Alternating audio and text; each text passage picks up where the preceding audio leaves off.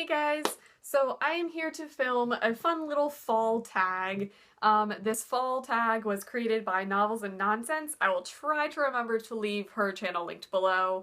But it's pretty much just kind of like a get you in the fall spirit and fall reading mood by having a whole bunch of cute categories and books that correspond with those categories. So I'm just gonna hop right into it. The first category is Crunchy Leaves. Find a book that has red, yellow, orange, green, any of the fall fanciful colors on the cover. And as I was looking through my shelves, the first book that I saw was Phoenix by Elizabeth Richards. This is the second book in the Black City series. I have not read this, and I am really excited to get to it because I have both of them now. So yeah, I just picked this because look how like flamey and feathery. These are like the epitome of fall colors. Look at those fall colors just occurring there. Yeah, so this is my pick for that category. The next section is a cozy sweater. Name a book that gives you all the warm fuzzy feelings of all the warm and fuzzy fall clothing. And for that I picked Scribbler of Dreams by Mary E. Pearson.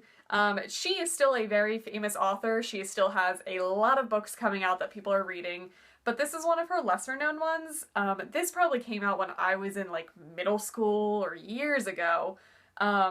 This was just a book that was mine and my best friend's favorite book. I probably read this book to death. It's very, very well loved, but it is a really cute, younger, probably a younger teen audience type book.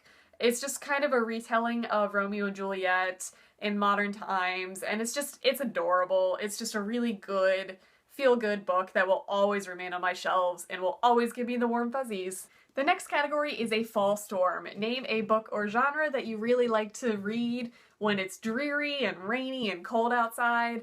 And I actually had a hard time coming up with this because I lean towards whatever I'm in the mood for, but I have noticed that I read more historical fiction or historical retellings, just because that's not what I generally lean towards, and I feel like when it's rainy out, I feel like I can dedicate more time and more energy into books, and I feel like historical books need more time and energy put into them.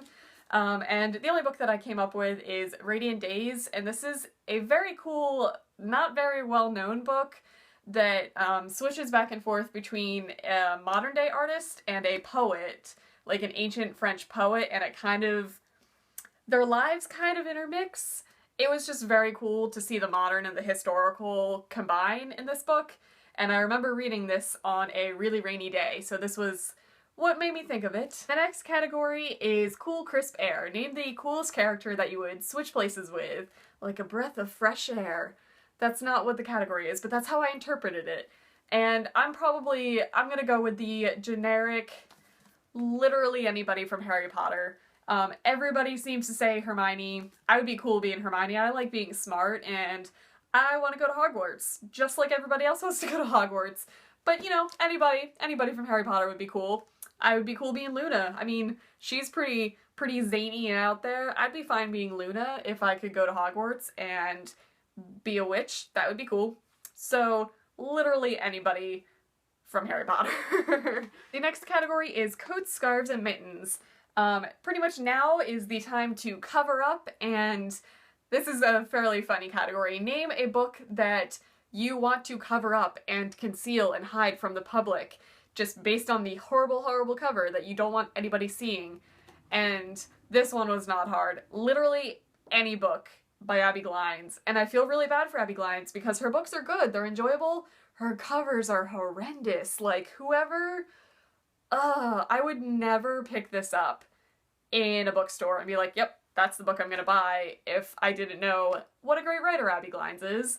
But literally anything by her. This is just the first one that I grabbed off my shelf because look at it. I don't want people seeing me read this. And the next category is Hot Apple Cider. Name a book that you want to be the next hot thing or the next new thing that's very underhyped. And this is not a new book, but I feel like it's a book that I loved and nobody else has ever heard of, which is surprising. But it is The Marbury Lens by Andrew Smith, and Andrew Smith is a really, really big author now, and nobody seems to talk about this book. It came out a while ago, so maybe that's why, because it kind of came out before he got really big, But I loved this book. This was one of the books that I remember reading and it stood out in my mind as far as YA goes because it's very different. I mean, it's Andrew Smith, so it's really, really weird and twisted and dark. It's about a boy who he and his friend find these like spectacles, and when you look through them, you end up in, or you can see another world that is really dark, really disturbing, and there's a war going on, so he kind of has to like live between the two worlds. I just loved this book. Nobody seemed to have heard of it, so I really want people to start reading this book. Read it! And the last category is pumpkin spice. Name your favorite fall food that you get really excited for this time of year. And I could pretty much name anything that comes out this time. I'm kind of over the huge hype that is pumpkin spice. Like, they've gone a little overboard. I saw that they made a pumpkin spice spaghetti sauce. I feel like you're taking it too far, grocery stores. Just chill out a little bit. We're okay with the coffee. I'm okay with, like, the cookies. Just chill. So I'm not gonna go with that route, but if you live anywhere that has an orchard or like a farmer's market, I highly recommend getting apple cider donuts. And they can't be the type that you just kind of buy prepackaged in a grocery store. They have to be made at an orchard, and you have to eat them hot, and they are just, they are the epitome of fall. I pretty much wait for this time of the year to go to every single apple orchard and demand all of their apple cider donuts. I don't actually do that. That would be really strange. But, yeah. So, that's it. The last category is just warm bonfire. Just spread the joy, tag people. I don't have anyone specific to tag, so if you want to get into the fall spirit with all of the bookish type things, feel free to do this tag. I will see you guys in my next video. Bye.